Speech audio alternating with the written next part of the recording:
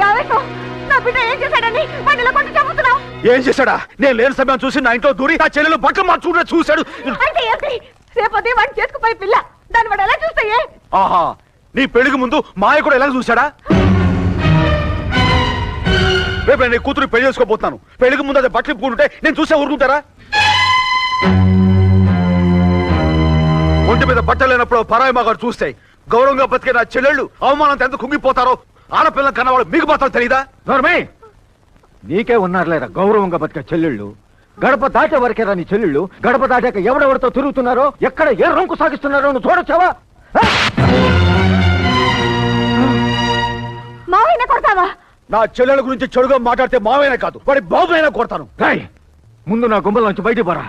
జన్మలో మళ్ళీ నీ మొహం చూపించుకోరా.